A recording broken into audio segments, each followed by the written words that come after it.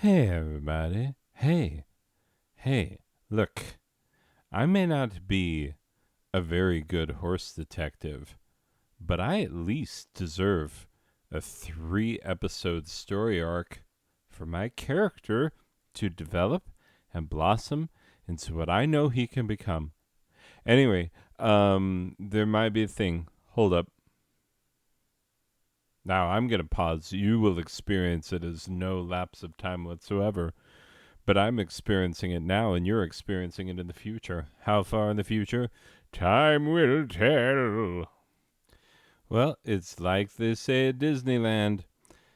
Time makes Goombas of guys who wear Pumas. Everyone's been saying that at Disneyland lately. Don't make me tell you why. Nathan Lane is a fine actor, and I will not let you besmirch his good name with accusations of buggery. Accusations of buggery. Nathan Lane.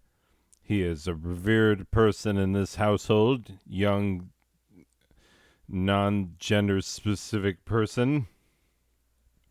All right, Shirley Munster. You know what you did. Go to a room in a non-specific building and wait for further instruction. Shirley Munster. Wait, was there a Shirley Munster? I need to look it up. Oops, I was thinking of Shirley Manson. Shirley Manson, the singer of Garbage. Marilyn Munster, right? I better not be wrong about this one. Hey, look, I'm not the one who pauses this and then comes back with answers. If you wanted that guy, you should have gotten another guy. I am 100% not that guy. Yep.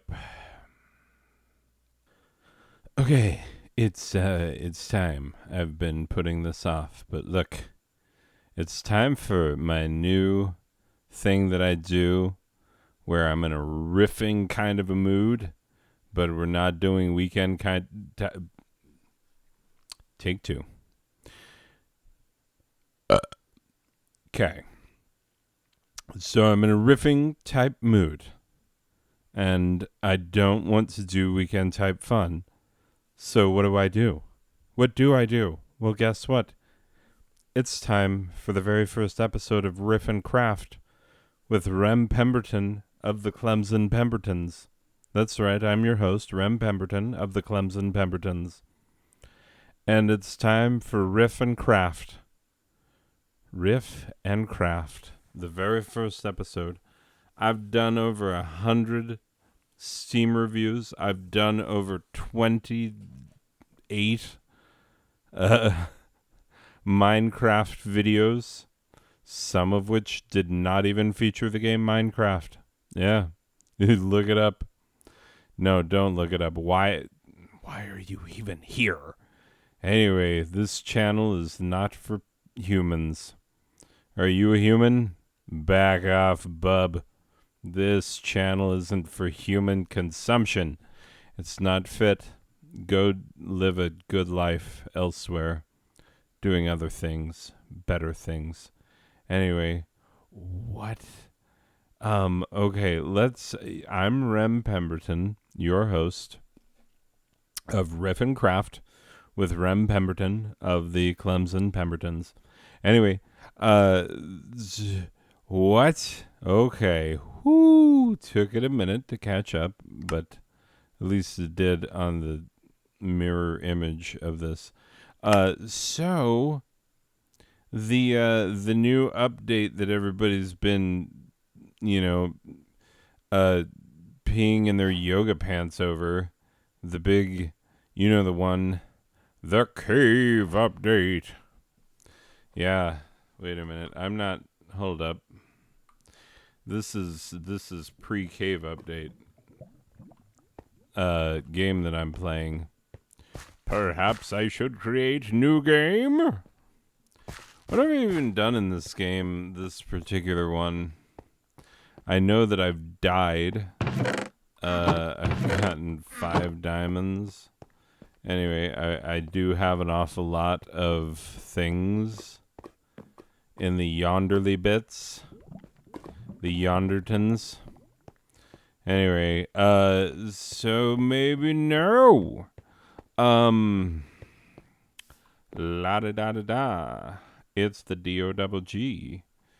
I do have a farm. It's a lovely farm. I've definitely used it for the getting of breadstuffs.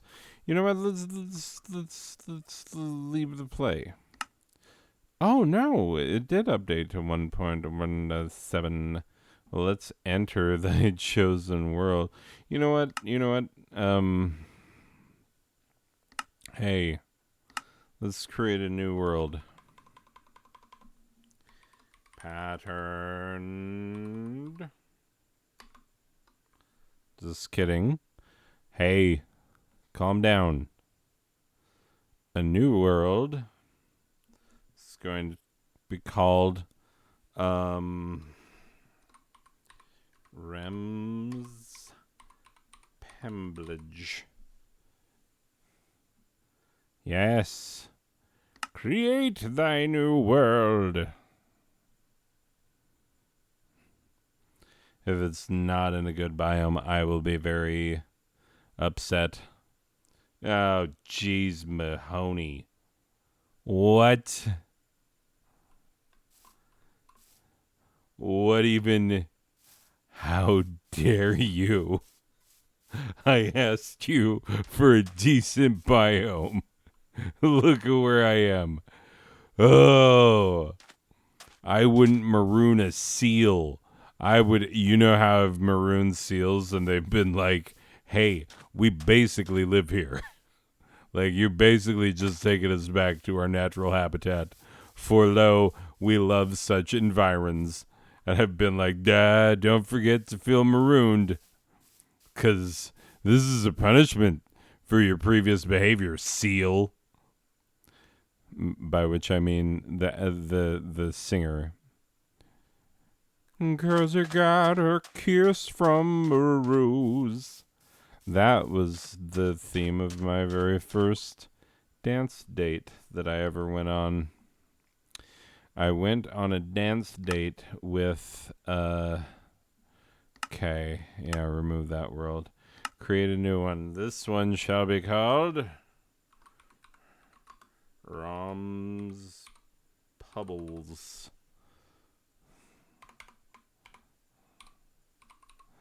There we go.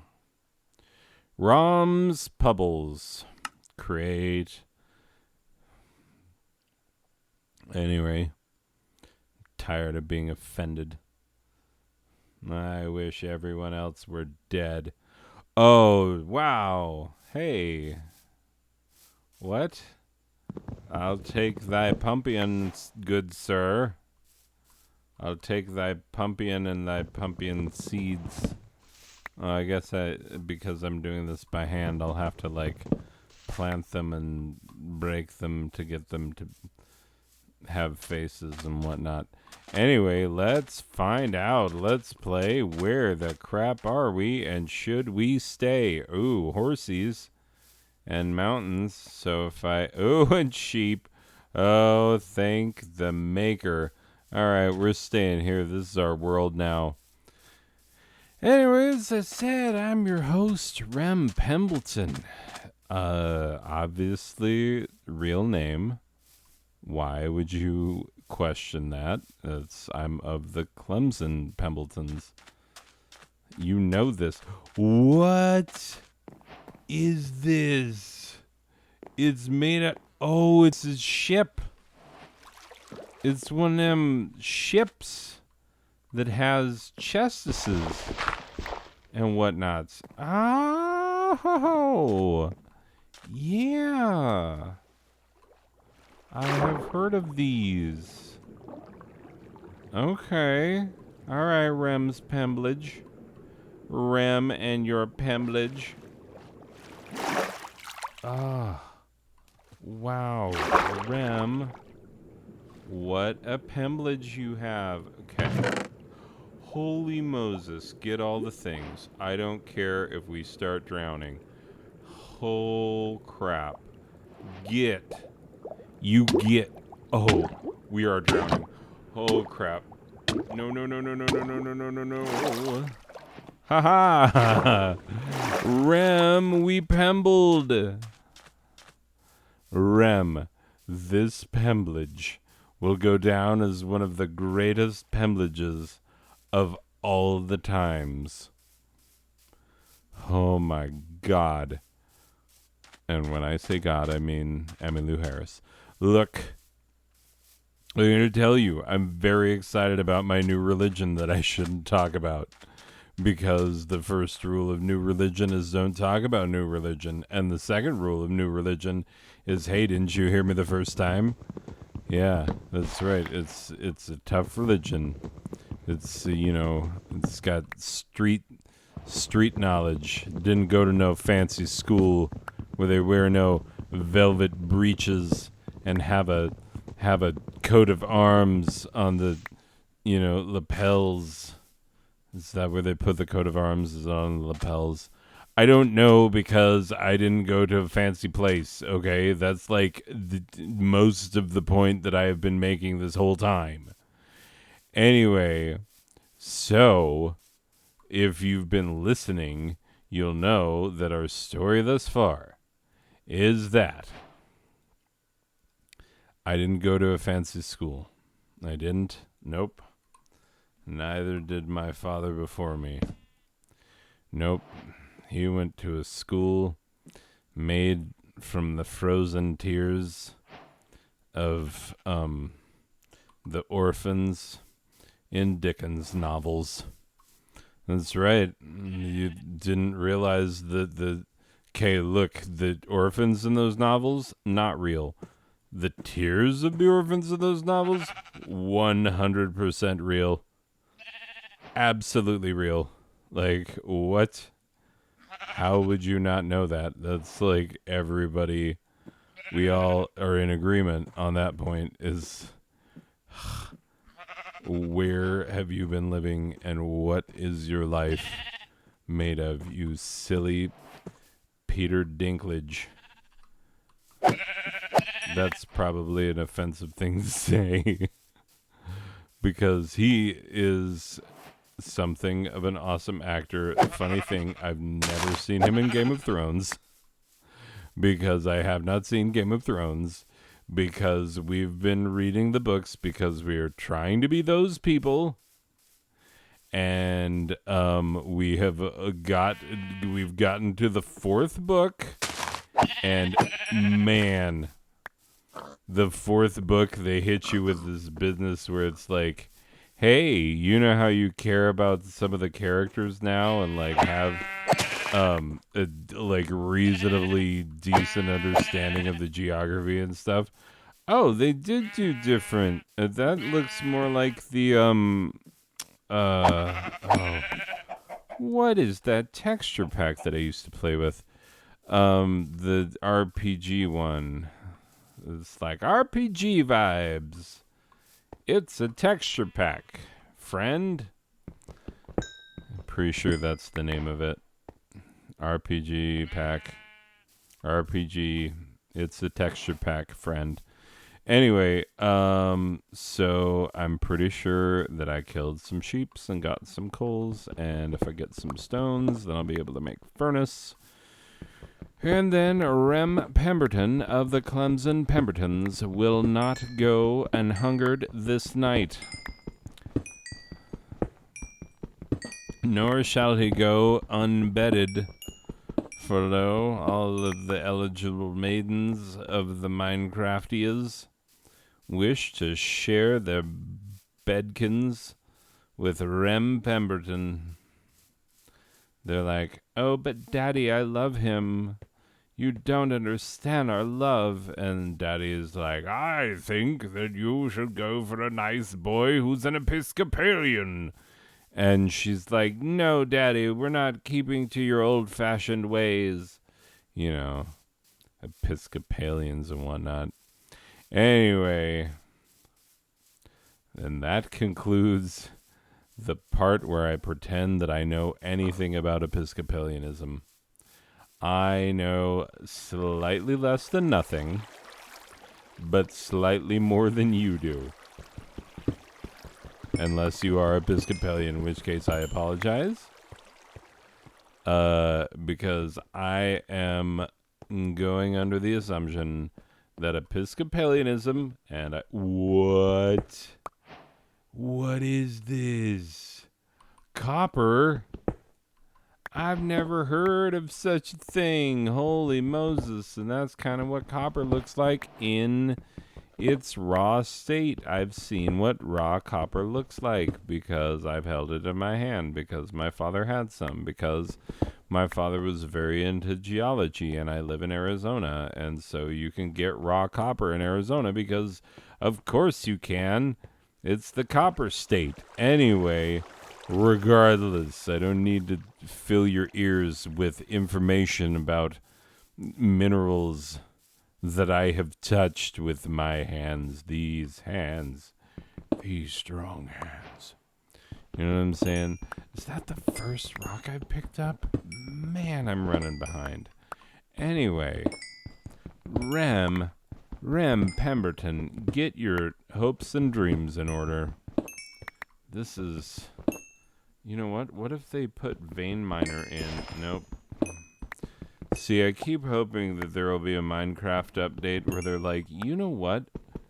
Vein miner and fast leaf decay are the two best Minecraft mods ever made, and we should just include them as features.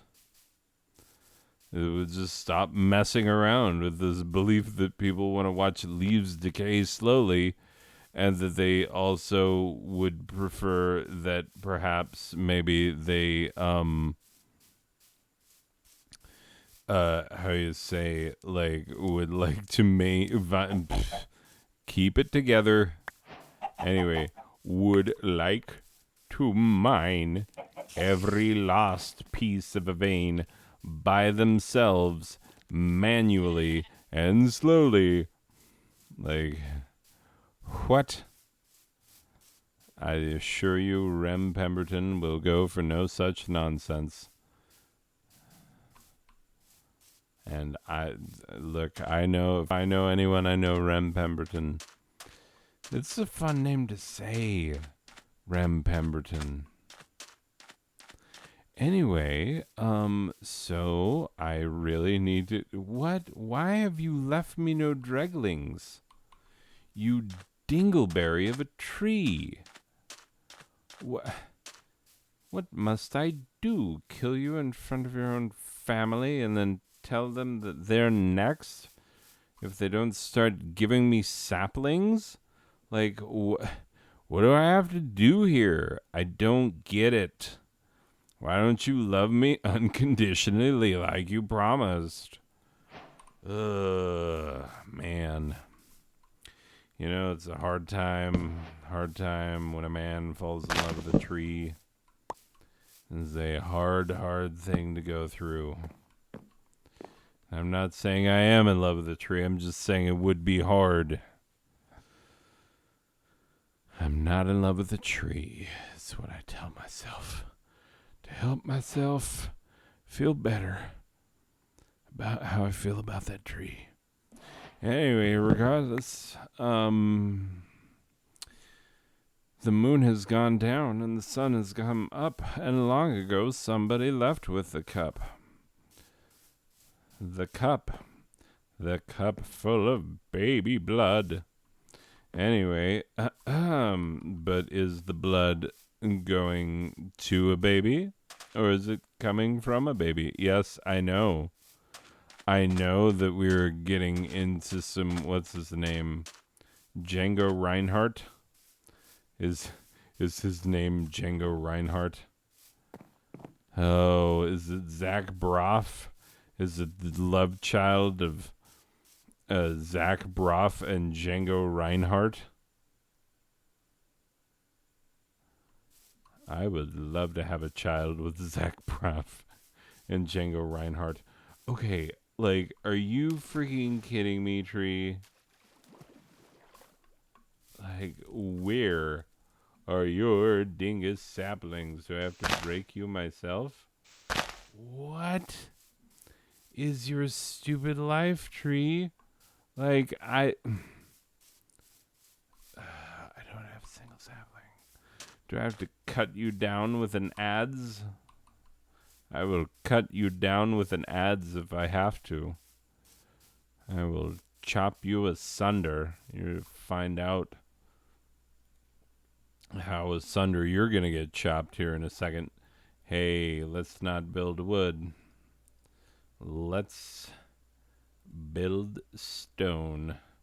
Yep, all of my achievements are going to be mixed up and terrible. Anyway, that's how I wanted them to be. It's true. Hey, axolotls. What? Oh, some of the bench. Look, it's not that I hate axolotls. I don't. Like, that's not a thing that I think people are on board with doing. It's the fact that, like, this generation of young people who are in many ways absolutely delightful and so much better than their preceding generations. Looking at you, boomers. Looking at you, Gen Xers. Looking at you, people like me who are kind of like, when people say, what generation are you? And you're like, oh, that's a question I have an answer for. Anyway, so yeah. That's my generation. Anyway, look, we are in so many ways not as good as these kids today. We're just not. That is a factamundo that we will have to deal with. Because why? Well, because how about the fact that, like, they've just all generally gotten in their brains and have been like, hey, you know what we should do? I feel like something dropped. Oh, you mock me. I've decided that I like birchen timbers lately. Anyway, give me some of them birchen timbers. Them birchen timbers. Anyway, so hey, let's bring the room down. You know, I'm Rem Pemberton. I'm riffing while I craft. I've told you I was going to do two things today. I was going to come here, I was going to riff, I was going to craft. When I said craft, I meant Minecraft. Play the craft. Not that movie. I've never seen that movie, The Craft. Is it a John Grisham movie? Is it like The Practice or the Legal Briefs? John Grisham. I know the law because my name is Jonathan S. Grisham, Esquire. Anyway, I'm pretty sure that's an accurate impression. Okay. Let me just bring the room down. Hey, room. Room, what are you doing being up? Like, it's past your bedtime, room. Room. We're not looking to get you up, room. This is going to be a downer. Downer times, room. Room, I know you came here for uppity uppers. I know you came here to be like, I want to feel good about myself. Oh, axolotls. Axolotls. And then I'll bring the room down. Anyway, so here's the thing, is that this generation, like, cool as they are, where they'd be like, hey, let's make a safe space for LGBTQ people, much more so than any previous generation has ever done. And they just do that. Like, they do it as if it's not hard to do. You know what I'm saying? But apparently for my generation and all previous generations, it was nigh impossible. So yeah, this generation, like, just has figured a thing or two out. And I appreciate that about them. I really do. And honestly, like, You look at the number of them that are like, we are not willing to wait around for old people to solve all the problems. So we are going to be activists at a young age. We're just going to know things and get after it, you know? And yeah, like my generation, what were we known for? Apathy and not giving a crap about much of everything. We looked around and were like, man, we got given a raw deal. You know what we should do about it? Nothing. Pout, write sad songs about it, but ultimately nothing, you know? And this generation is like, you know what we should do about it? Is like friggin' actually show up in congressional hearings and like openly advocate for change. It's like, what? Who? That's not how you do it. You gotta be young and you gotta be like, hey, I refuse to give a crap. Like, what? My generation was so stupid and selfish and wrong about so very many things. Anyway, it's true. Sorry, my generation. Talking about my generation. I wonder. Nope. Because it looks so blobule. I wonder if that's what Iron will look like now. That will be as ironic as Alanis Morissette's terrible song that I'm forced to reference the fact that I'm not referencing it every dang time I teach about irony in my classes. Anyway, axolotls. So this generation, they are lovely and wonderful in so many ways, and I really like them. Um, I hate it, like. Okay, I gotta say I hate, but it just bothers me. It bothers me that they never get anything from what it's actually from. Like, to them, the song Roundabout by Yes does not come from, like, the great 70s prog band Yes and their, like, timeless classic album Fragile. Nope, it comes from JoJo's Bizarre Adventure. To them, and they hear that song and they know it, like they know it better than I do. And I own Fragile. I think I own it on CD twice and I own it on vinyl once. Anyway, and I've listened to it in its entirety, the entire album, more than once. And yet, like, these kids, they know the album better than I do, but I'm more snooty about it. Like, I'm more like, hey, you didn't earn it the way I did. Anyway, it's very stupid of me in general. Yep. So, basically, the thing about axolotls, how this ties into axolotls, this generation will take something, they'll take an item for which there is tremendous goodwill, and they will like beat it into the ground until all goodwill for that thing is gone. They've done it with songs, like, okay, Aha's Take on Me. Yep, exactly. It's exactly what they did to Take on Me by Aha. That's what they did to Country Roads. It's what they did to Africa by Toto. Yeah, like, and now they're currently doing it to axolotls. And the thing is that, like, okay, if you discard Africa by Toto after half a year of, like, just playing it incessantly, yeah, like, okay, you've discarded a song that is a great song that people are going to listen to at some point again. Like, for me, it's like, I don't know if I ever need to hear Country Roads ever again. And Africa by Toto, I like need a decade long hiatus. Like, just of like, please don't make me listen to that song for another 10 years, at which point we can reevaluate our whole our situation.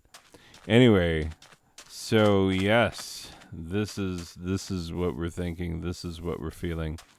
And so yeah, they've done it with songs, they've done it with movies, they've done it with TV shows, like the resurgence of Friends.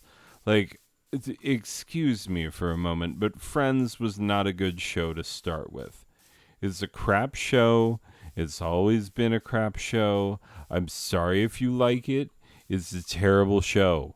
You, if you like Friends, you are wrong about your opinion of what is good. Like, I am sorry to tell you this. I hate to be the bearer of bad news, but you, mon Freunde, are friggin' wrong. Like, so wrong. Okay. Yes, I know I could make a shovel, but it's I actually enjoy breaking blocks with things that should not break blocks. You know, torches, beds, etc. Anyway, regardless, at least the torch you could semi-imagine in real life that you might be able to break something with it, but a bed, like, I'm just gonna pick up, like, my bed that I made of lumbers, of timbers, of birchen timbers, and white wools. I wonder what color I'll dye this bed when I get a chance. Probably yellow or something. Anyway, regardless, who wants to grow up to be a seahorse? Not me. Look, first of all, the boy seahorses carry babies, and we are done with childbearing. Like, we have had this discussion. Is true. Let's break it with some coal, shall we? Anyway, yeah, discussion has to be had. Discussion has been had. And is like, hey, how you feel? RE the more kids, perhaps. And I was like, no, thank you. And they were like, hey, you sure about that? And I was like, yeah, really sure. Because, like, totally. Yes. Oh, hey, blue. Anyway, Rem Pemberton does not need any more children than the two that he currently has. So, I'm sorry. Sorry, world, if that is too much for you, but it's fine for me. Anyway. And my children are lovely, and it's good. I'm good with that. Anyway, don't pressure me into having more children. I'm Rem Pemberton, and I know what I want out of life. Kind of. Anyway, I don't know how we even got onto this. Why are you oh, this generation, how they drive things into the ground. Yep, certainly they do. Anyway, that's where we started. I don't know why this is where we are now, but it is.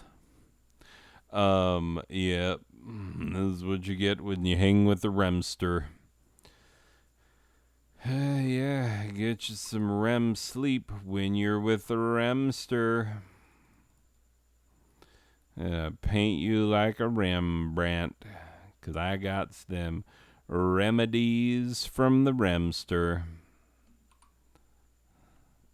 Yep, none of this makes much sense, but at least it doesn't not make sense, right? Yeah, you're right. Okay, so we did it. Yeah. Why do I have grainstone? It's like the dumbest kind of stone you can have. Ugh.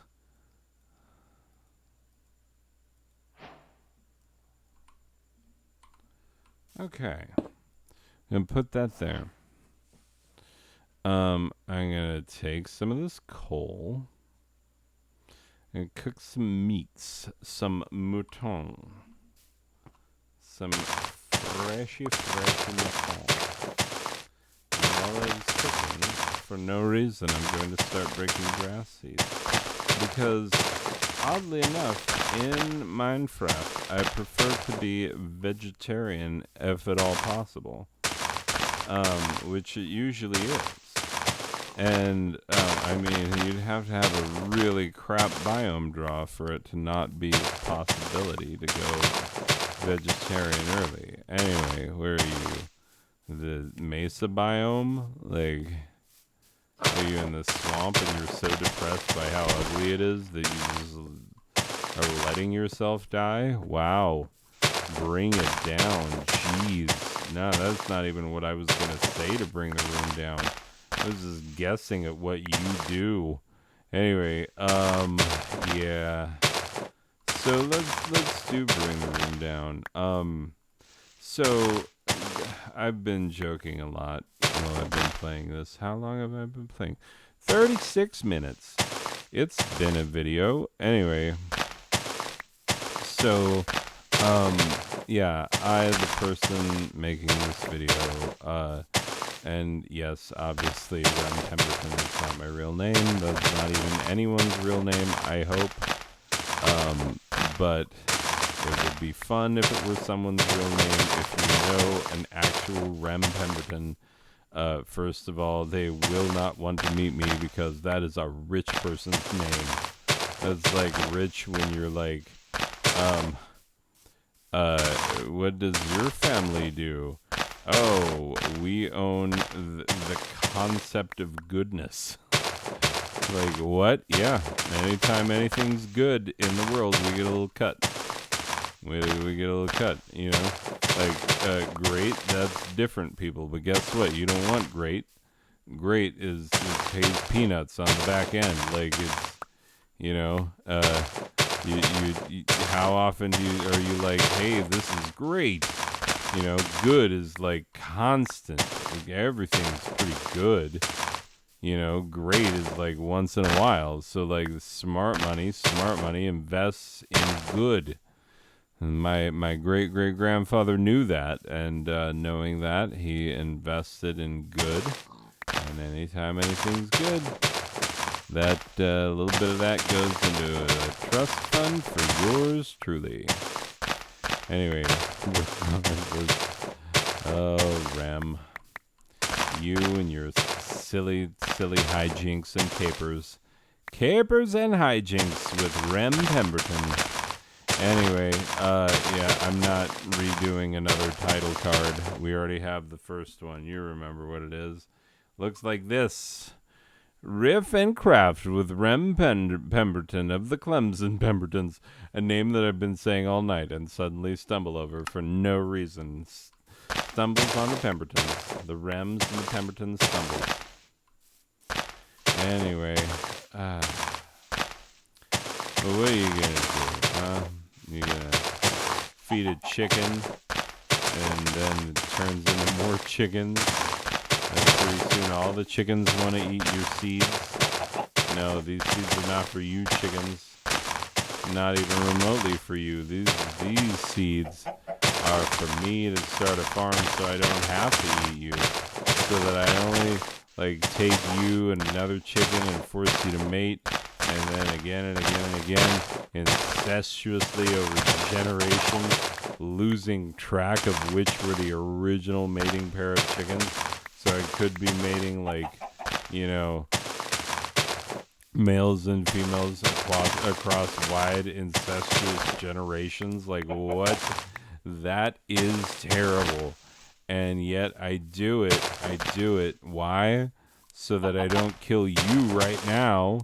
You know, I don't have a bow yet, so I don't need your feathers to make arrows. So scrambles.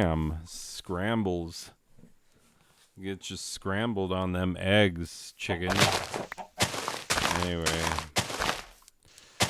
look, go back to your yolks. Those trying to make a joke, make it sound like folks, but yolks and folks are not, they're not close enough for that to be funny. And me pointing it out, also not funny. Anyway, yep. This is getting me some things. All right, when is it dark? It is dark right now. Yep. Graham Elwood. That's the name of a man. He has a face on the front side of his head, and he has told a joke or two in his lifetime. Pretty sure. If he did, it would be a very special thing. A special thing. Oh my God. Seriously? Are we doing this? Like, what kind of stupid coma have we lapsed into? Lapse into coma. Okay, so, yeah, we really need a shovel about now. A shovel and then one of them farmery things. Yeah, stone hoe. Yeah, see, I'm a classy gentleman. I would not have thought of the word hoe. Not on my own. Not in mixed company. Surely no. Anyway,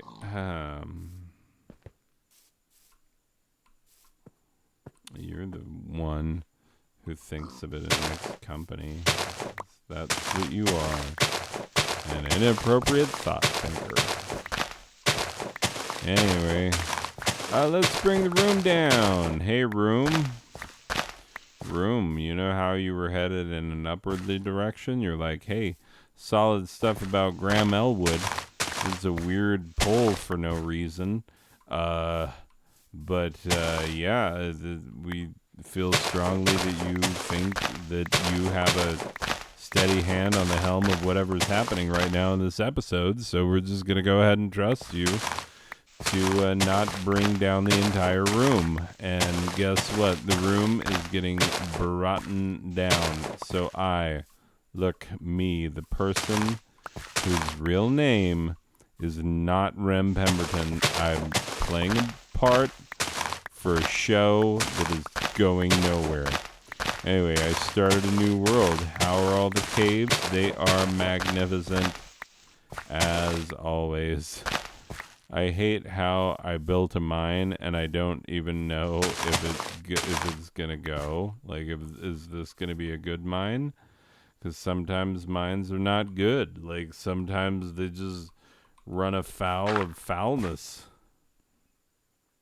And then you're like, well, now what am I doing with life? Anyway. Yep, let's definitely get this built, though.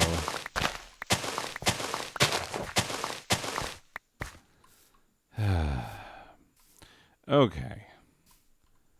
So, as a person who clearly has it all together, definitely exudes confidence, a confident demeanor, a demeanor of confidence.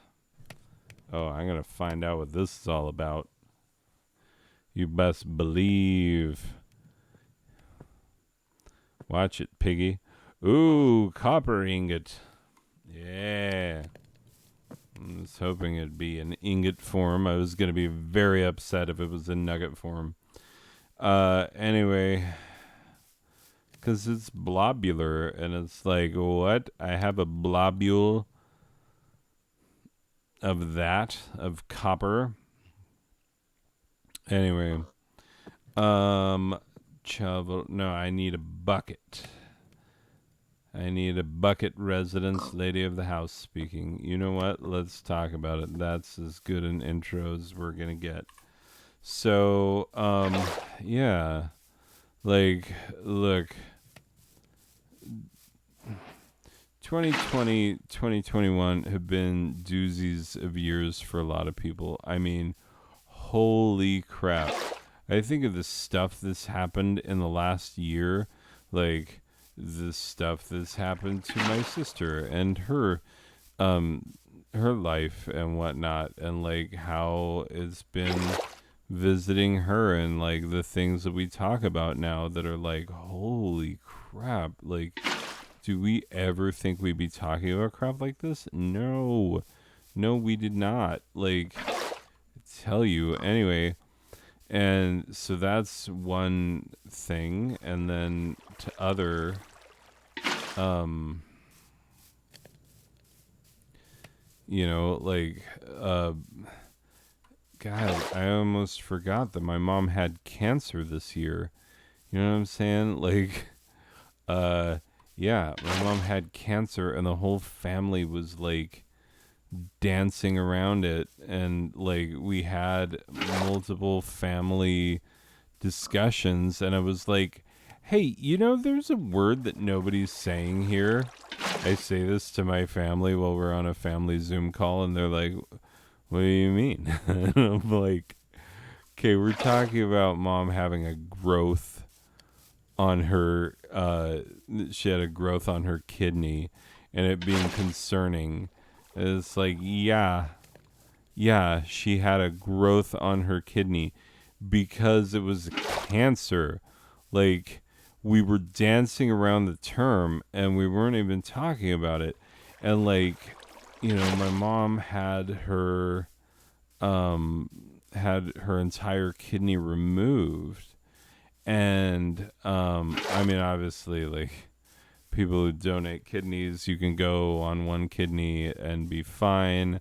Like, you're not gonna win any endurance races, but you're gonna be fine. So yeah, like, so my mom had cancer, and we didn't know how that was gonna go. My parents were preparing to move to Tucson, so that they could like buckle up for a long haul cancer treatment. And then, like, it's the same thing. Like, my dad almost died. Like, he had this was 2 years ago or more, 2 or 3 years ago. No, it was like 2 years ago. Anyway, so my dad had a blood clot in his lung, and he passed out. Like, he was up.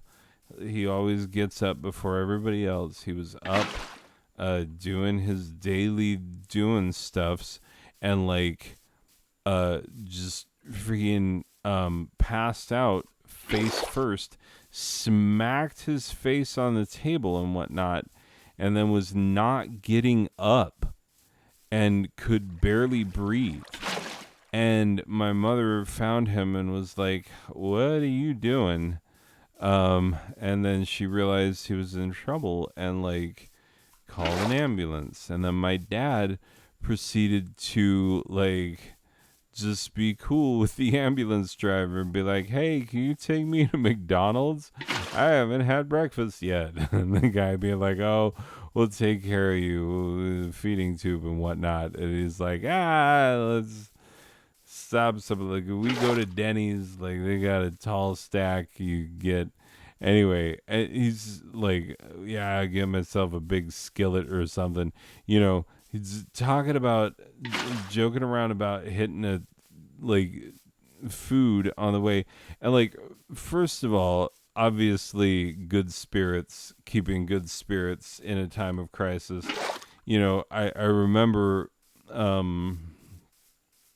my father trying to explain to me the concept of people going into shock when they've been injured, and how that's something that you very much want to avoid. And so, like, managing the mental condition of the person who has been injured is a very important thing. And indeed, it is. Like, now, granted, it's not everything. There are people who tell you, like, if you have the right mindset, you can cure your own cancer. Yeah, well, except for, let's see you do a double-blind peer-reviewed study on that and get it published in a major journal of medicine, because, like, if that's the cure for cancer, then like claim your Nobel Prize, sir. Either that or stop selling spiritualism out of a mall parking lot. Anyway, so yeah, um, and this year both of my parents got COVID, like, um, and that's actually how they found my mom's cancer. Is the doctors just kept being like, this seems like nothing, but let's run a test. And it's just due to some very kind, very you know, curious doctors who were like, no, let's know for sure. Like, let's find out what we need to find out. Like, there seems to be other things going on here, and in a time when doctors like can see patients for hardly any time at all, it's remarkable that she had multiple doctors who just were like, hey, let's run this test for kicks and giggles. And that's how we ended up finding that she had cancer. And then the family wasn't really talking about it. It was like, we need to say cancer. And they're like, we've said cancer. And I'm like, don't act like we've said cancer. We have not said cancer. Not to each other. And certainly not on these calls. And yeah, anyway. Sorry. The one thing about my family that is absolutely true, and they are lovely and wonderful people, and I love them very much, but they will refuse to talk openly about the elephant in the room, and they will almost do anything to avoid conflict. And so if that means like not ever saying what they really want, then that's how it'll be, And so, yeah, it's kind of ridiculous. So yeah, like there were some major things that happened, and then like obviously the most recent is that my older brother died, and like I am about 12 to 16 CDs away from finally being done with ripping every CD in his every CD that remains of a once much more vast collection, which I know it was much more vast. Anyway, so yeah, I've been ripping what remains of that, and holy Moses, it's this is quite a bit. Like my father, when 'cause the funny thing is, like, my parents were going to go through my brother's belongings, and I knew that he wasn't going to have much because he's a Catholic priest, and so, like, there's not going to be too much worldliness. It's not going to be like, oh my God, you should see all of the gold and silver this guy was hoarding. I knew that, we were going to find the relatively simple belongings of a man who,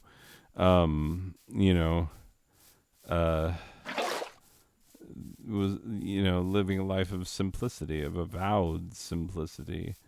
Anyway, and so yeah, like the one thing that I knew he would have, there are two things that I knew he would have, and one of which I had no hope of actually sorting through, and those were his books. And luckily I don't know if it's the diocese or the parish, but one of the two, they're going to make a library out of my brother's books. And we all wish them welcome to them and best of luck. Because really, like, wow.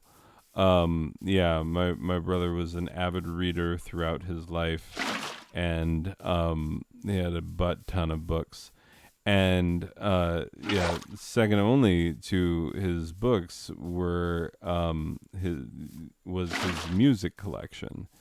And as you may know, because I've talked about him before, my older brother listened to nothing but classical music. Um, and, it's one of the things that really made him the unique person that he was. Anyway, so yeah, his affinity for classical music um, showed in the very, very many CDs that he purchased. Is a very big fan of the Naxos imprint, which, like, if you know your classical music imprints, Naxos is um, kind of a budget imprint, I guess you would say, but also of a reasonably high quality. Because your other imprints, primarily Sony Classical, Deutsche Grammophon, those are your big ones. Yeah, the EMI, uh, Classical. They have a lot of fantastic music in their stables. And it seems like Naxos is doing the job of sort of getting, really above average to very, very good recordings of some of the great pieces of classical music recorded by, very skilled musicians. You're not getting the Gustav Dudamels that you get on, I think it's with Sony. No, EMI. I don't know. I don't know. He might be with EMI because I'm trying to think like Sony because I know he does. Like he did the Venezuelan something symphony. I should know the name of it, but I don't. And now he's the orchestra at the Disney Hall. That ridiculous structure that you either love or hate or have never seen. Um, anyway, but yeah, my brother and I discussed many a time as to whether or not the pipe organ pipes in that hall, whether they are beautiful disorganized chaos or ugly, nasty, irredeemable disorganized chaos. And yeah, I think we tended toward the latter. We thought it was a very ugly pipe organ as pipe organs go, which was, of course, my brother's favorite instrument. And anyway, so I have a ton of organ music now, like a ton. Yeah. So yes, I've ripped the vast majority of my brother's remaining music collection. Some things went to my sisters. I told my parents, I was like, I don't know who else is gonna want to take his music, so I'll take it if no one else is gonna take it. And then, of course, when we were at his funeral, we were all staying in the same hotel, and so we went out into the parking lot, and my parents opened up their car and just sort of took out all the things that it looked like a very odd yard sale there in the parking lot of the hotel. But we were divvying up whatever we were going to take of his that my parents happened to be giving away. And I don't know how much more they kept. My mom is always trying to get rid of things. But then again, this is the death of her son, So I have no idea. No idea what she kept and what she didn't. Anyway, and yeah. So,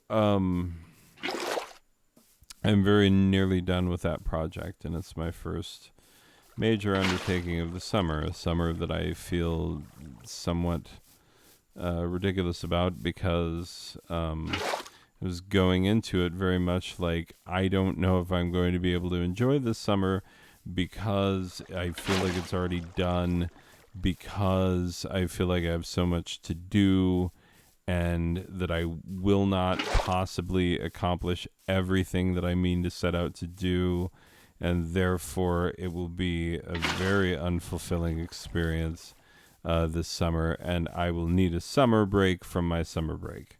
This is what it's like to hang out with me, by the way. Hold on. We're going to pause for a sec. Bing, bing, bing, bing. It's Ram Pemberton. I'm back. Yep.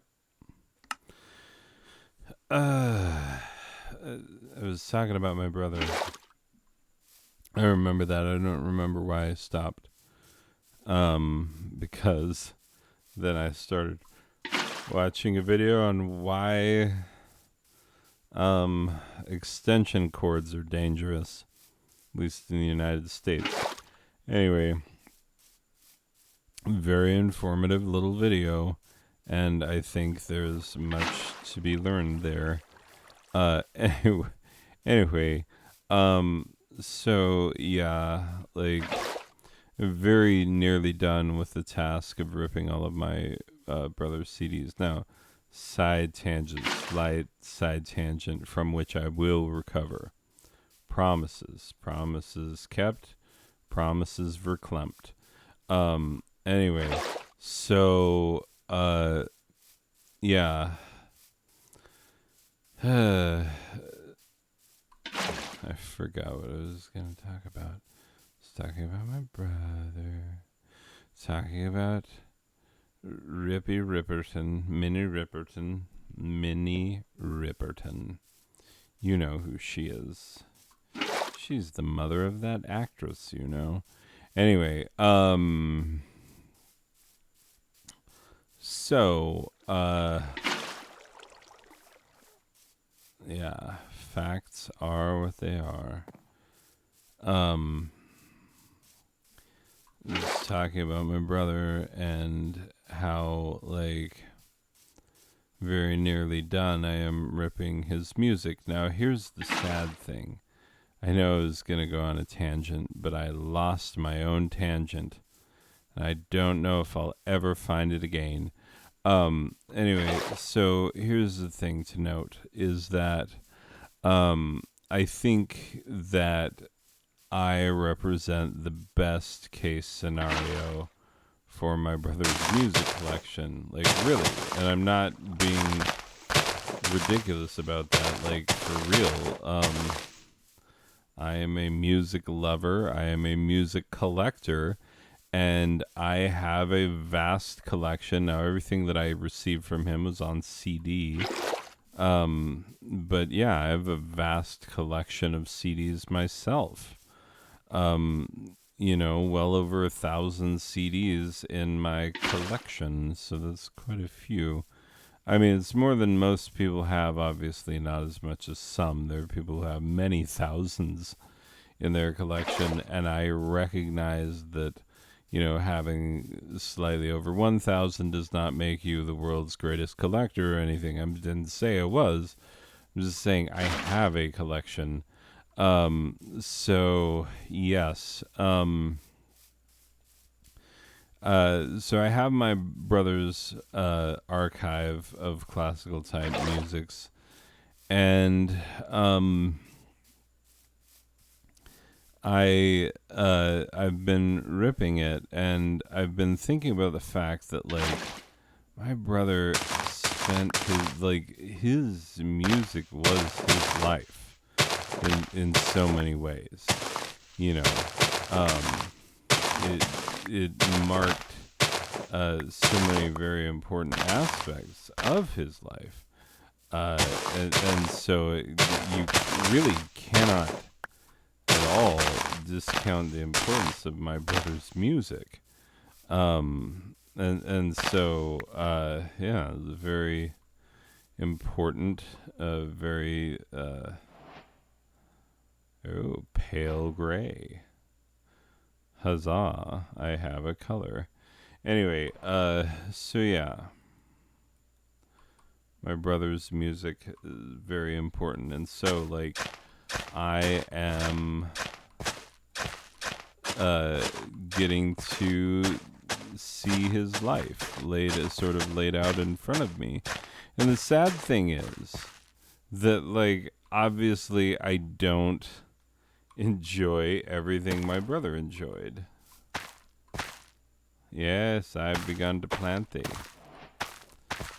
Anyway, yeah, I there were some things that my brother really enjoyed. He enjoyed atonal. I don't enjoy atonal at all. I'm sorry, I really don't. I have tried. I have tried and tried. And like I just prefer your narrow-minded, stupid, constrictive, linear, obvious, dumb tonal systems. Because like atonal music strikes me as being all about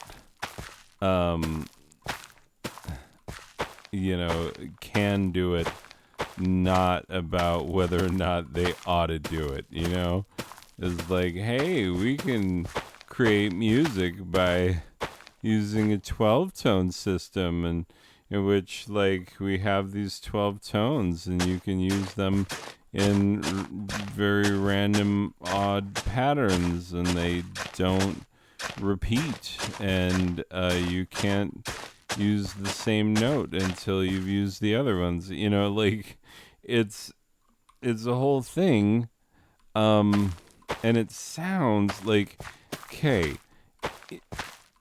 in theory, as a bit of music theory, atonal music is a massively ingenious idea. Like it takes such ridiculous, it is, the classical music version of the kid who looks at the back of the math book where the answers are and is like, yeah, there's a misprint because that's not the real right answer. And, you realize, like, oh my God, this guy is questioning the whole system. Like, the rest of us are operating within the system.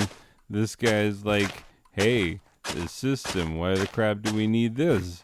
And so, like, from a technical standpoint, I look at atonal music and I'm like, yeah, you did a thing, sir. Like, no one can say that you did not do a thing, for things were done by you, and lo, they were done. And but yeah, even so, yeah, got the lapis, got some emeralds. Oh, bottle of bewitchment. All right, sweet. Guessing that's your bottle o' enchantment.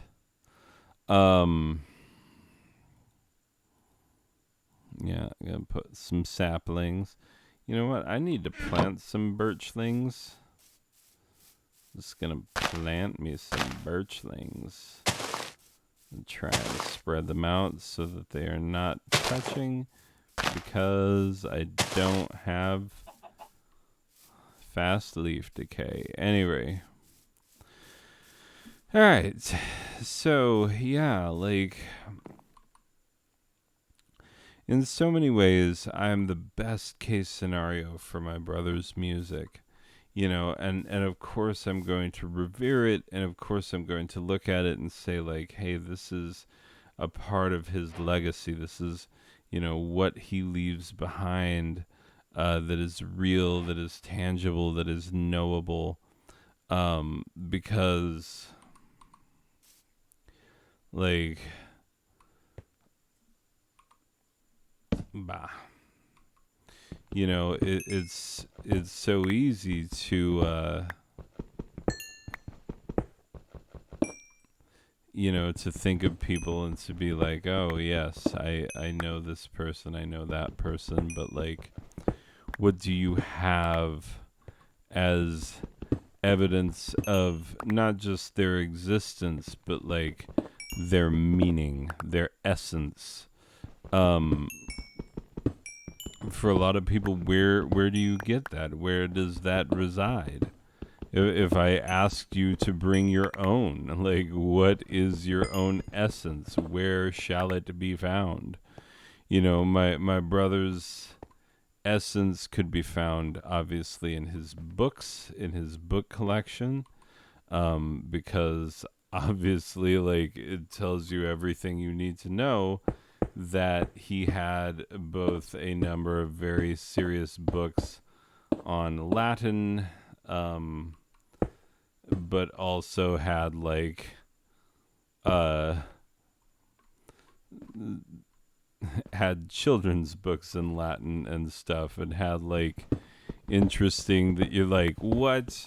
They released that in Latin, Harry Potter in Latin. There you go. I was, trying to remember what he had in Latin that was kind of a ridiculous acquisition. But yeah, that kind of speaks to who he was in a way. But the parish, they are the proud owners of all of his books, and may they find good uses for them. Like, I really hope so.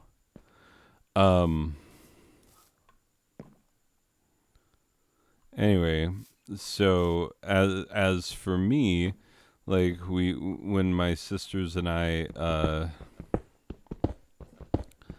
were in the parking lot, because my brother was not there for some reason. I mean, he was at the hotel and whatnot, and obviously spoke that evening at the vigil. Anyway, but yes, bah.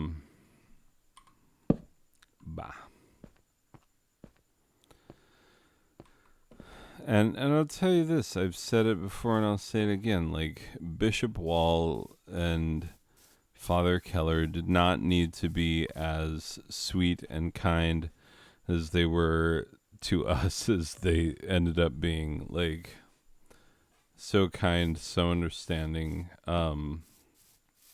Very impressed with them both, and very grateful for the impact that they had on my brother's life. Anyway, regardless, I told you that I would be bringing this down. We were having some fun and some laughters, but hey, this is riffs. This is riffs and crafts.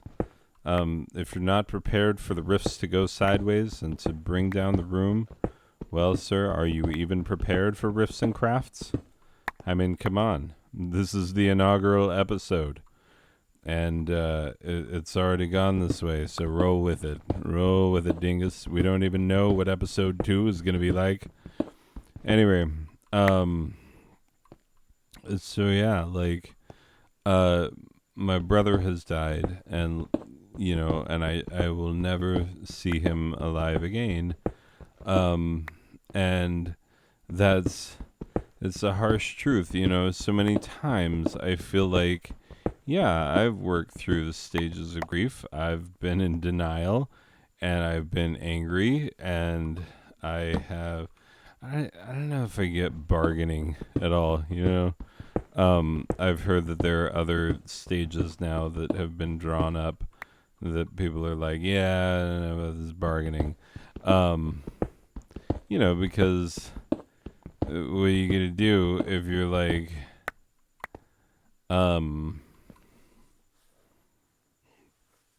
hey, yeah, like, Emmylou Harris and my religion that I'm not supposed to talk about, hey, preserve me and take care and whatnots. Was told one of my uncles who was very sweet at the funeral was like, hey, his brother had died. And he was not prepared for his own brother's death, even though we all knew that it was imminent. His brother had a degenerative disease, which was horrific. When you have an incurable degenerative disease, like, you kind of know where that's going to go, because of the incurable part and the degenerative part. And the disease part, I guess, is, sort of indicated by the other two factors. But yeah, and so yeah, his brother, he knew that his brother would die. I suppose it's a weird thing to be like, hey, I know what you're gonna die of. It's very rough. So anyway,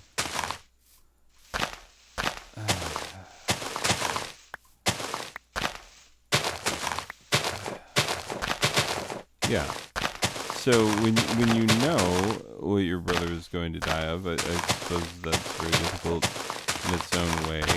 And when you don't know, and you are like completely unprepared, and you are sort of sideswiped, life comes and out of nowhere and just knocks you for one, and you realize, like, someone that I've always counted on being there. You didn't even realize that you counted on them being there. You just assumed that they always would be, and then suddenly they are not there. And so this sweet uncle of mine was like, hey, you are having the same experience that I had. And I was like, yeah, I really am, because, our two brothers, my Uncle Grant, whose funeral, like, I think about my Uncle Grant's funeral all the time. Like, honestly, I would not have been as,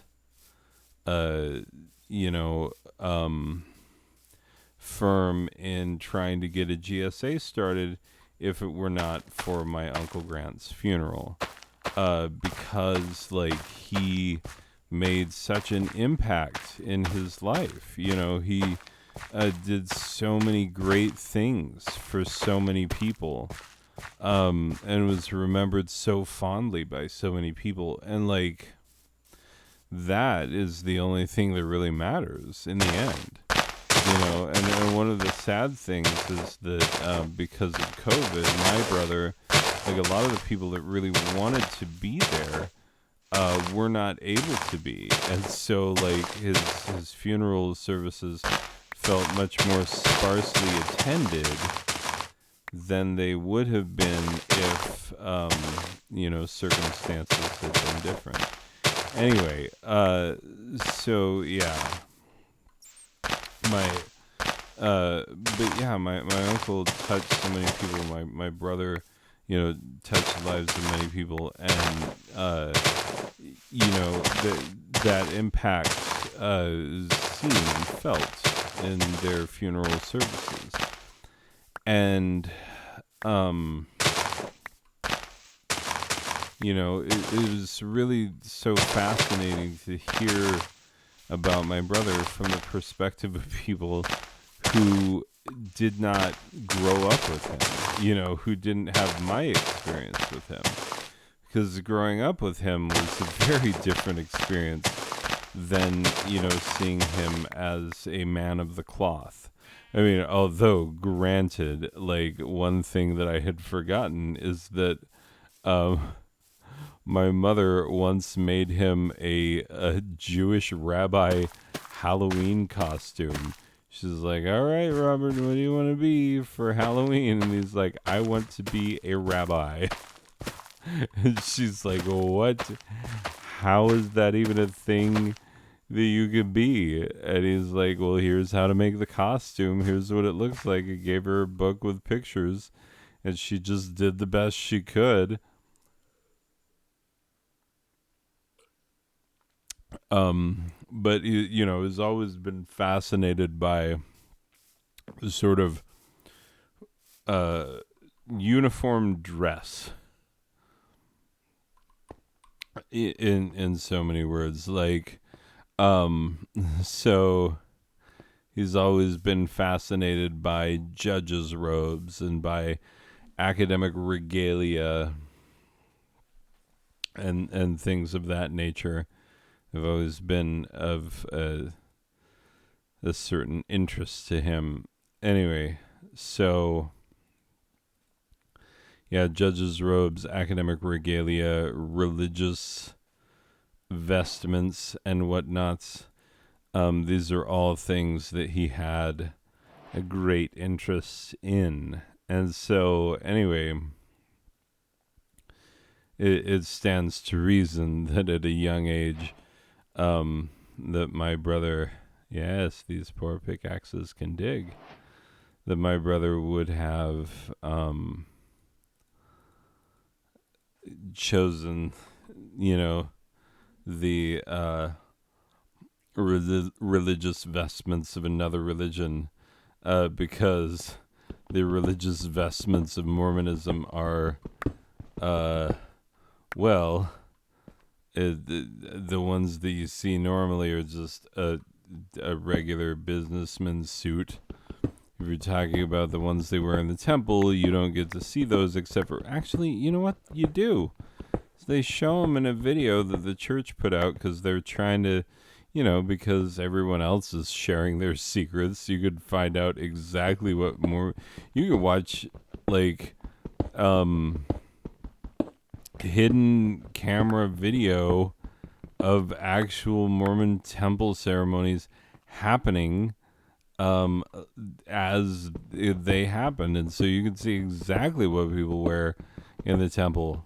But yeah, it's not the kind of like grandiose, time-honored type of religious garb that my brother would have been interested in, you know, because he would be interested in, you know, hey, what does, you know, a Greek Orthodox priest wear, and what does, you know, what does the Pope wear on the holiest of days? And like, you know, these kinds of things were of a concern to him. Anyway, so yeah, that is an interesting story that came. Anyway, so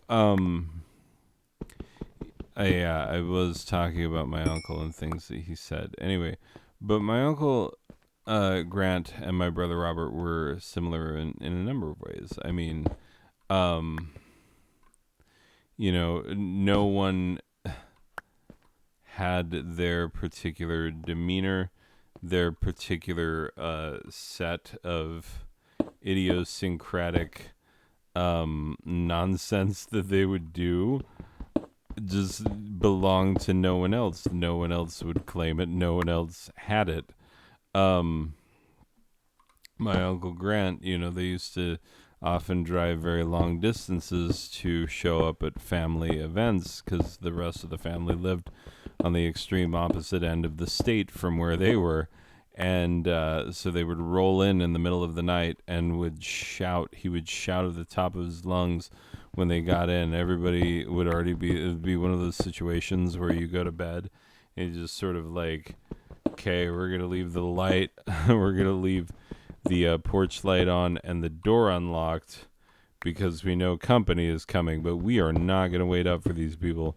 Anyway, so he would come in, it would burst in, and he'd be like, don't anybody wake up. It'd be, you know, freaking midnight. They've come down from Ajo, Arizona, which is like a town that you haven't heard of because maybe you've heard of Nogales, because maybe you've watched a report on the border in the news at some point. So maybe you've heard of Nogales. Well, Ajo is near there. is the best description that I could give you, that you would be like, oh, okay, so it's kind of a border town. Yep, kind of. Anyway, so, yeah, in the middle of the night, they would burst in and shout, top of his lungs, "Don't anybody wake up! We'll put ourselves to bed. Don't get up on our account." Like, obviously waking the whole house because, now everybody knows that they are there. Oh my God. And he had the loudest snore, which, guess what? My brother Robert also had the loudest snore. They both had exquisite penmanship. My uncle, he would not call it calligraphy, although most people seeing what he did would be like, oh, magnificent calligraphy. And he's like, no, it's penmanship. Calligraphy refers to a very specific style of penmanship. But yeah, anyway, he was very fancy with ink and quill. Which is not a skill that you see all the time anymore. And he had this thing that he did where he would sign checks in his fanciest of handwritings, and then people would refuse to cash them because they're like, my God, this is the most beautiful handwriting I've ever seen in my life. Like, they didn't even get this fancy. Like, John Hancock did not get this fancy when he signed the Declaration of friggin' Independence, and he signed it all big so that King George could read it with his spectacles off. La da da da da da da da da da. Anyway, but yes, with his spectacles off. But yeah, anyway, my older brother also was one for the penmanship and was also one for languages and whatnot. And they had a lot of things in common, my uncle and my brother. Anyway, so this other sweet uncle of mine, my mom comes from a family of 11 kids, and she had 8 brothers. So, a few. Anyway, so this would have been my Uncle Newell, who is a sweet, lovely man who has done a number of interesting things with his life. Like, for example, he used to own and operate a theater for melodramas. Yeah, it's true. Which he would write, direct, and star in, which is like, this is kind of a cool thing. And like, the whole family was involved there for a while, and I think it drove some of them nuts. And others were like, this is the greatest time in our lives. Anyway, so my Uncle Newell, he pulled me aside and he said, I was having a very difficult time after my brother died, and I just had to open up to the Lord and say, like, hey, I have this terrible burden that I cannot get rid of, and you're going to have to get rid of it for me. Now, here's the sad thing for me is that, like, I recognize that my uncle is being sweet and kind, and, like, he's offering me advice because he has been through what I am going through, and he's telling me what helped him get through, because grief is real. And so this is what Iron looks like. I see. Anyway, but yeah, grief is like, it just sneak up on you. Like, you're going to think that you're okay, but you're not really okay. And you're going to think everything's fine. Everything is not fine. And you're going to be like, hey, we're in this phase of grieving. And then your brain is going to go like, nope, no, you are not. You are not that far progressed. We're going to kick it back old school. We're going back to two stages and the stages of grief. And you're going to be like, what? Didn't I already go through those? Like, apparently not enough. We're going to do it again. Okay, this is probably the first of my cavenings. Oh, I hate it already. Oh, why did there have to be a caves update? Why? I just got my first... Oh, it's these mushrooms. Anyway, yeah, I like how the iron looks like mushrooms now. That's a great idea. Who had that idea, Mojang? Huh? Whose fantastic nonsense is that? Anyway, this is perfect. We love it. Oh, God. Ugh. Oh, look, more iron. Anyway, just living in the now.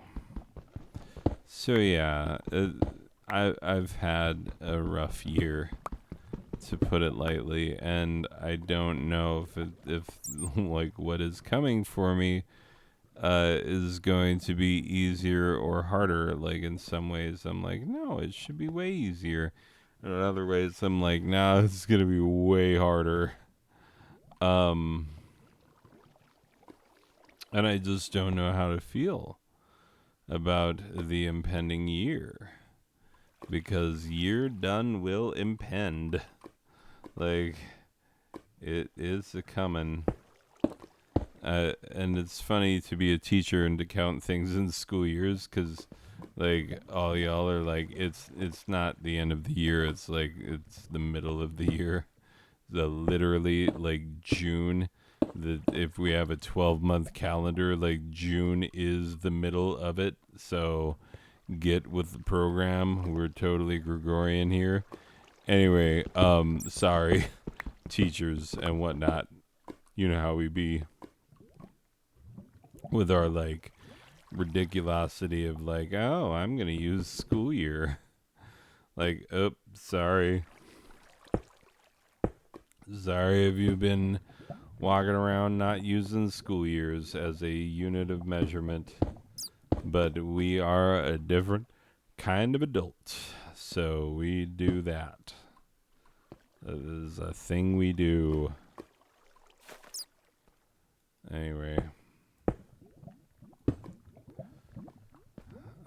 Actually, this might not be as bad as I initially thought. Maybe things won't be so bad after all for old Rem Pemberton. You know, me, your lovely host, and my lovely sidekick, who is also me. Anyway, so yeah, just been obviously thinking about my brother as I'm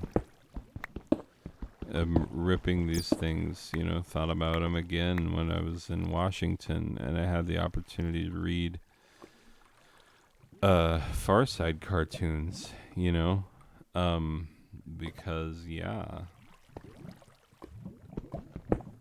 he loved Far Side cartoons. Who doesn't?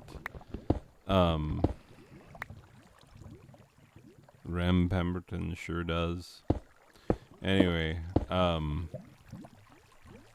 but yeah, it's very, very strange. Okay, what is this? Oh, Deepeth slate. Cobbled Deepeth slate. Yeah, anyway. So obviously that's gonna be a good building material. Like, I'm gonna have to like save that cobbled Deepeth slate. Let's see, where are we right now? 12. We're on 12. Okay. 12 seems like as good a place as any to do the thing. What? Ow.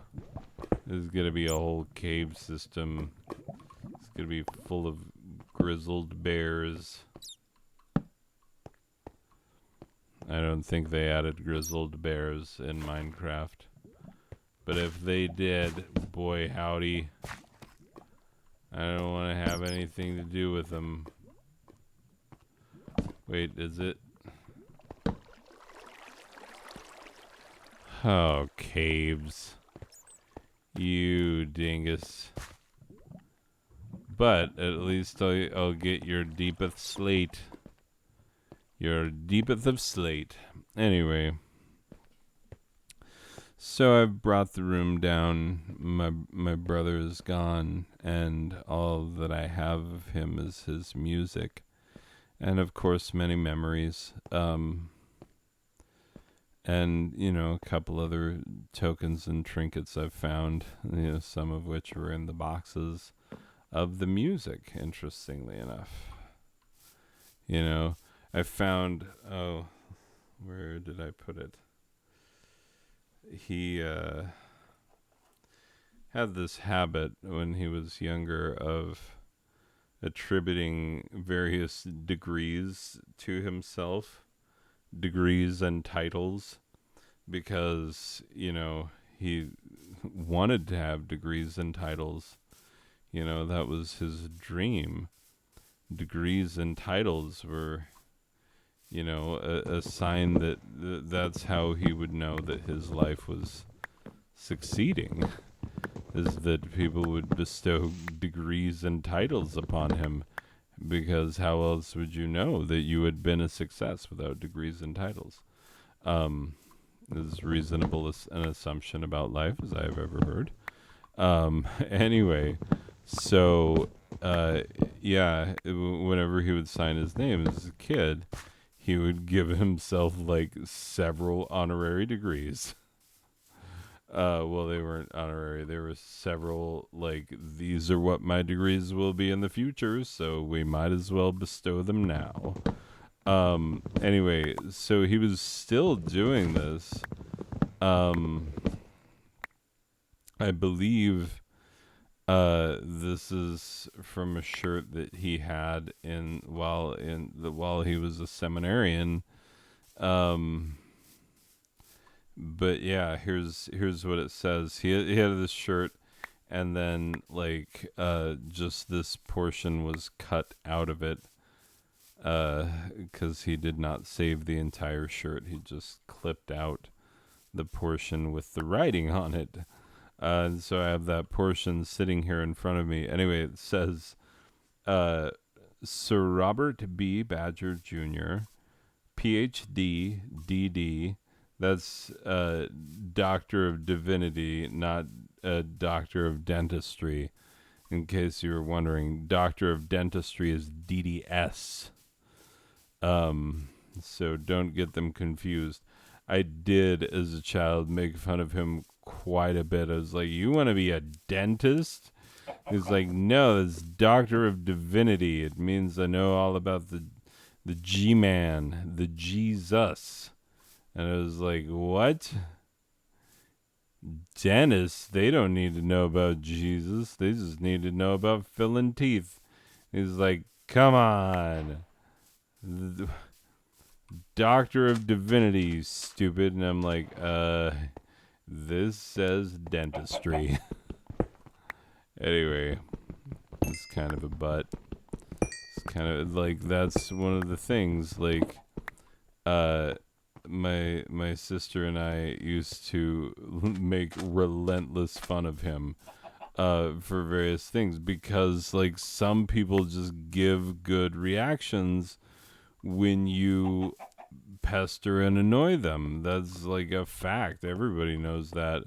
And so like some people are just more fun to make fun of, because why? Because, well, you give good reactions when people pester and annoy you. Now, granted, I was not a bully in school, not by any long stretch. As a matter of fact, I was probably more bullied than anything.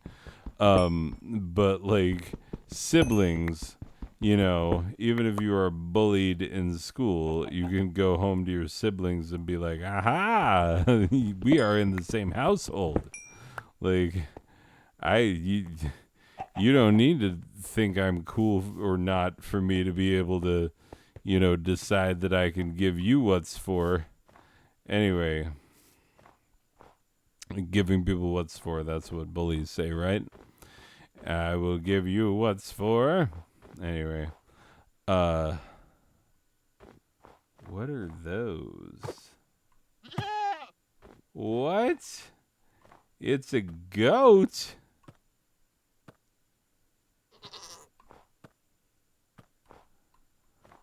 Okay.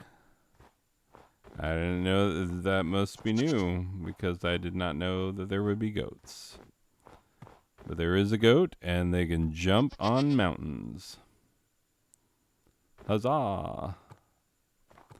Anyway, so yeah. Anyway, made fun of my brother because it's funny. Yeah, look at that goat jump. You go, goat. Go get a go-gurt, goat. I'm just looking in directions all around to see what I found. Didn't find nothing, but I thought that's nothing. Anyway, hey, I like you, friend. I like your vertical slit eyes. Devil's eyes. I don't know how it became popular conception that the devil works through goats because of the vertical slit eyes. Like, what? Just, you know, maybe association with snakes. Like, I don't know, but it's certainly not biblical. People think it is, but they think a lot of crap is biblical. They think the golden rule is biblical. It is not. At least it's not stated verbatim in that particular iteration with which you are all familiar, the one that you thought of when I said golden rule. Not in the Bible. Anyway, fun times, fun times. Yeah. I got 4 things for killing 3 trees. So maybe they don't poop out saplings like they used to. Anyway, regardless, so I'm just rambling, and I know I'm rambling, but yeah, I did pester and annoy my brother quite a bit. So PhD DMUS, this is Doctor of Music, Knight of the Order of Bath, which that's one that I made fun of him quite a bit for as well. And like, you need to be Knight of taking a bath. You stink. Hey. And he's like, no, that's not. It's Order of Bath. It's the whole thing. It's like, you know, I'm not conferring upon myself the highest of. Oh, hello. The highest of distinctions is just one that's like potentially obtainable. And I was like, potentially obtainable? Like, really? Knighthood? And he'd be like, well, we have ancestors who emigrated from England after the revolution, which is the primary, like, hey, you must be this grandfathered in or more in order to be a part of our grandfathered in system. Oh, hello, you are a kitty, but not that one that normally interrupts my videos. You're the one who bit my arm earlier tonight in a silly way. Anyway, oh geez, look at the time. Ugh. Why is it always that time that I'm working on these videos? What is that about? It's a stupid time to be awake. Anyway, I'm gonna kill these trees, wait for their bits to fall, and then we're gonna wrap it up. So yeah. What do I think of the caves update? Oh my god, it's so different. I can't believe it. I never once looked at any one of the press releases. I just saw the headline thing on the Minecraft launcher, and the fact that everybody's been pestering me about it, and the fact that it's 1.17, so I knew that was the thing. And I also knew they were going to split the update, and everybody's pissed, and it's like, I don't care that much. Like, I really don't care that much. I'm sorry. I know I play Minecraft on a YouTube channel, but it's not like it's a YouTube channel that's like a YouTube channel. You know, it's like a YouTube channel that's like, no one will have heard this part of the video. Like, I will make you a deal, all right? If you actually hear this part of the video and you're not me, I want you to comment in the comments. I will give you a free Steam game key. I don't know what the game will be. I'll give you a free Steam game key. Game is guaranteed to be 70% or better on Metacritic. Because the place where I got it gave me that guarantee. Anyway, so yeah, I will give you a Steam game for free if you watch this video up to this point. Comment in the comments. Like, I'm not trying to drive my comments. I'm just trying to drive a point that no one freaking watches this. And why the crap would they? Anyway, so yeah, things being what they are. Yeah, I'm just not very jazzed about the update. Like, because I've always been about the vanilla Minecraft experience, and so like a lot of the things they added have just been like putzing around with the concept, you know. Like, there's some things that I like I like the idea of pillagers. I don't like their like insane, like crazy giant yak of a turd that like so freaking hard to kill. I mean, alone. And like, it's just the roughest time killing that fool. Of course, I'm probably doing it wrong, and there's probably ways to, like, you know, I don't know, build a structure around yourself in such a way that, like, he'll come after you but can't get you, but then you can get him. Like, I'm sure that somebody's figured out the optimal way of doing that, because of course they have, because it's Minecraft. And so, like, my channel is not on the cutting edge of Minecraft. Like, let us be very honest about this. Like, nope, not the cutting edge, nowhere near it. This is the honest to goodness truth. I was just wondering how bad this would be for mob spawns, because it's all, you know, maybe if there was more lava up in there, it'd be a little easier. I wish you could collect the skeletons' arrows. Anyway, but you can't. You only collect your own. Let's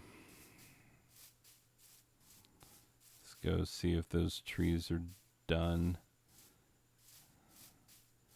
They're not. But I don't see.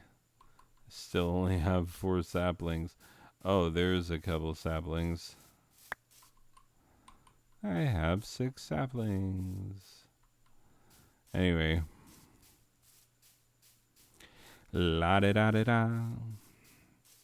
Oh, this is going to be 2 hours, and like an hour and a half of it is going to be unwatchable. Like, at least an hour and a half of it is going to be absolutely unwatchable. So, but hey, look, I'm not the one trying to solve their life problems by watching a guy play Minecraft on YouTube. Like, what? Get your life in order.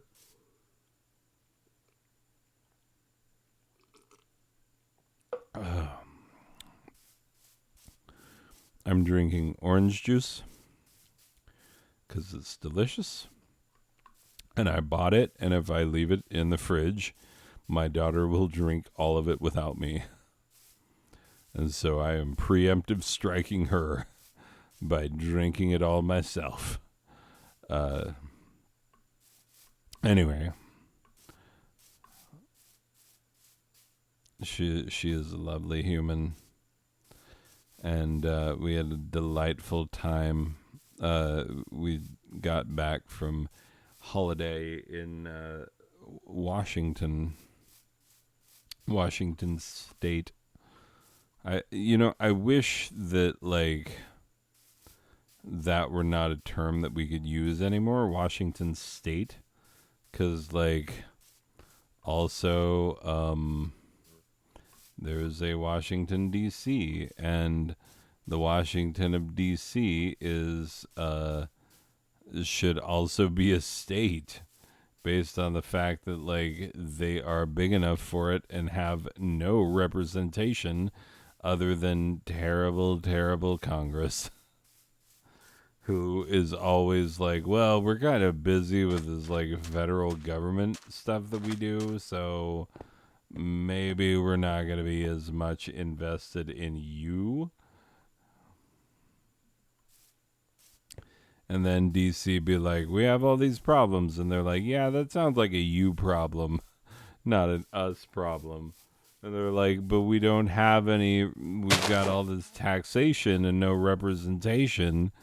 It would seem like you shouldn't have the one without the other for reasons that I don't know because I got a C in high school history. Just kidding. I did not get a C in high school history. I always did very well in history. Thank you very much with your assumptions. Why you gotta be on me like that? Oh, shit. Oh, sorry for the swearing. I perpetrated a swear. The swear hath been done by me, and I apologize to all of the babies of Jesus. Oh, the sweet, merciful Satans that are going to get me out of this.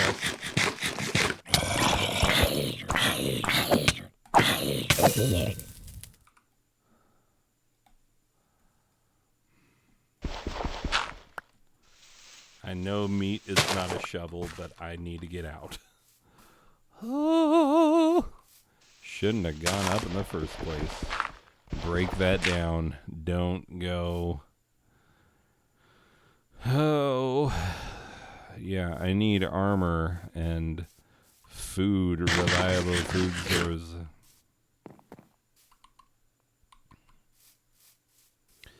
Yeah, the sapling thing is just... maybe I have to wait for them to be taller or something. I don't know. Anyway. But yeah. I did promise I would wait for those trees. So anyway, people, yeah, I've been having kind of a hard time, and also, if you've been trying to get a hold of me on my telephonic communicator lately, my apologies, because I never have it with me, and I am never ready for telephonic communication. Texting, talking, nothing. Like, I am very bad right now. Oh, come on. Hasn't it gone down yet? There we go. Anyway, yeah. It's no good. It's no bueno how things have gone. Oh, I've got 11 iron now. Anyway. Oh, copper ingots. Oh, hello. Yeah, let's put you here because you seem like a piece of junk. Ooh, I do have an arrow. Put you in there and some bones. And this egg. Anyway, let's take this iron and do what we do with it. Anyhow, peoples, Mario Van Peebles. So I think we should call it an episode. I keep feeling like there's something I could say about anything that would be reasonably profound, but there's just not. Like, what are you gonna say? Like, I'm still grieving, and it's still hard, and I don't always acknowledge that it is, and not to myself, not to my lovely wife, who's very supportive and would totally listen to me if I were like, hey, I need to talk about feelings because I haven't gotten out all my feelings about this. Like, she would totally hear me out on that. And it's not like I'm one of those guys who's like, oh, I don't talk about my feelings. Like, I'm one of those guys who's like, let me inundate you with all of my feelings until you have no more to give and you feel like the giving tree and you're just a stump. And I've taken everything else of value that was you and just taken it away because I am ultimately selfish, you know, like the kid in the giving tree. Anyway,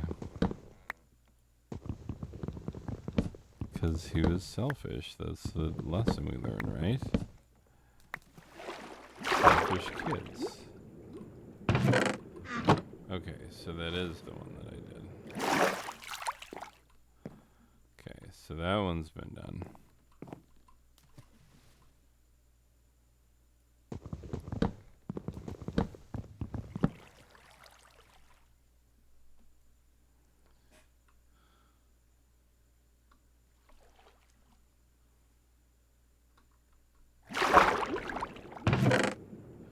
Ooh, books.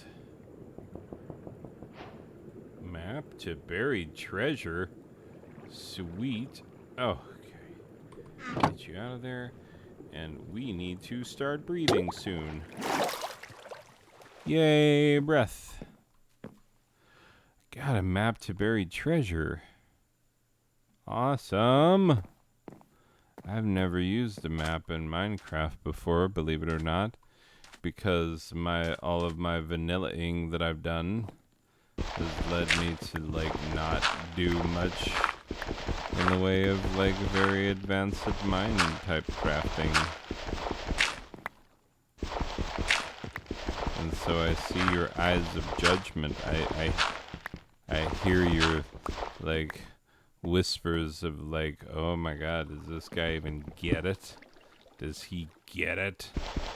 And it's like, yeah, maybe, I don't know. What's to get? And you're like, what's to get? Oh, jeez, he doesn't. He doesn't get it if he's asking what's to get. Like, ugh. Meshuggah over here. Wait, is this another one?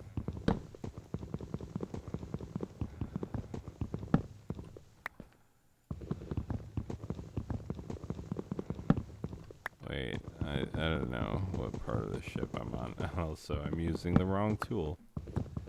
Because, yeah, apparently when you use the right tool, you zip zop.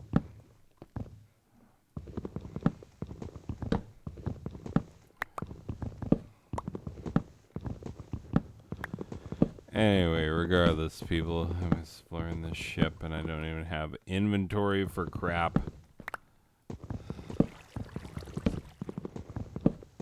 And I'm about to hit water pretty soon, probably. Because water is a concern in this big old ship of mine. Hey. What? A leathern doublet? Carotes suspicious stew? Ooh, coal. Coal porter. You know what? I'm gonna leave some cobbled type stone in here. Hey, have you ever thought about cobbling your stone? You haven't? Why, good sir, It's only the most common of ways. In the modern times, Grainstone, get the frick. Dirt, why am I carrying you as if you matter? You don't. I need this suspicious stew in my life. And I need these potatoes. And these carotes. And these suspicious stews. And I need curse of binding. I'm a leathern doublet. Okay, fine. Let's put it on. Like, what do I have to lose except for life itself?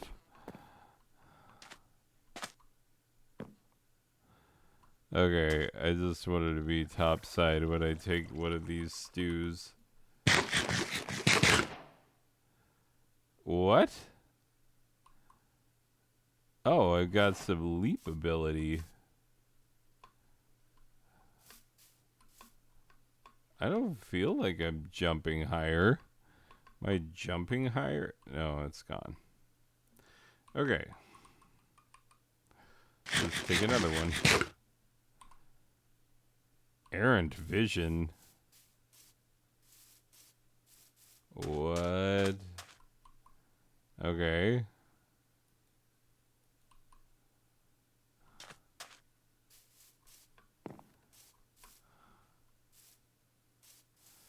It'd almost be worth falling off of something just to... Oh, that's not enough of something.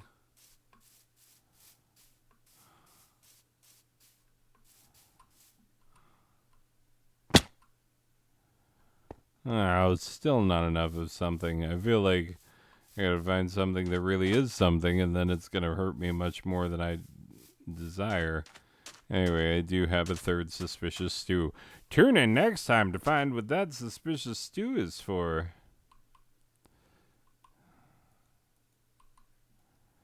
What? This map does say that... Oh, I see how map doth work. Okay. Here's what I'm going to do. I'm going to go to where X doth mark the spot.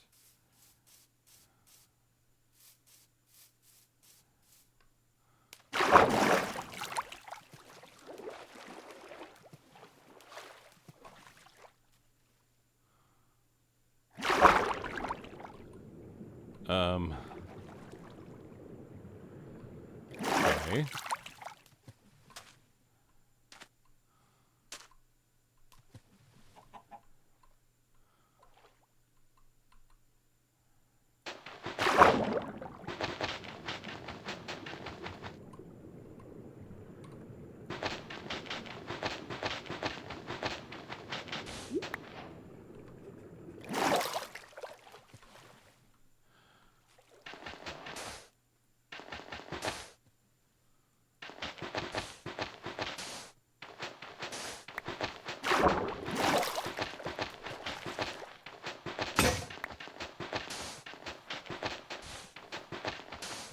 What did I break?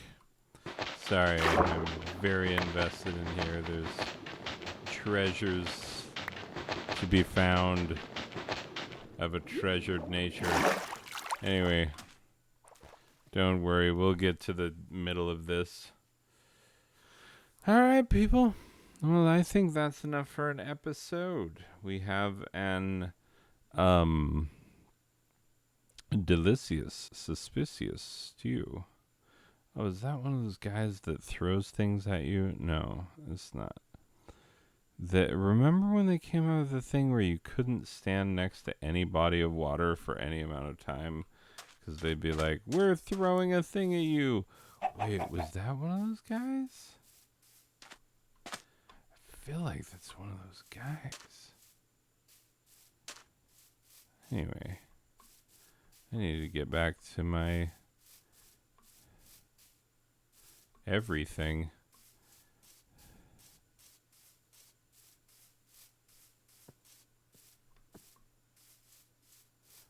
Where is my everything? Oh, there's my everything. Anyway. Well, people, I really do need to go. It's late/early. We're going to leave this play. And I hope you've enjoyed this episode of the inaugural episode of Riff and Craft with Rem Pemberton of the Clemson Pembertons. It's funny how I could say that much more clearly earlier in the episode. Telling you that if anything, like if you think that I'm becoming more impaired over the course of the episode, no, I'm actually becoming more ensobered. So, yeah, there's really no reason that I should be stumbling late. Should have stumbled early. Anyway, all right, people. Well, let's put a wrap on this. Let's say thank you and a lovely evening to all of you who watched this. Remember, comment if you heard that part. You know the one, and then you'll know why. You'll know a thing or two. Or not. Like, I mean, don't if you don't want to, because I don't give a crap. And I might not remember that I said that I would do the thing. So, whatever. Agreement? Possibly. Anyway, okay. Well, I've been Rem Pemberton of the Clemson Pembertons. And this has been Riff and Craft, Episode 1, the inaugural, the Virgin Voyage, the maiden of voyages. Anyway, all right, people, have a lovely one. We'll see you in the next one. Okay, bye.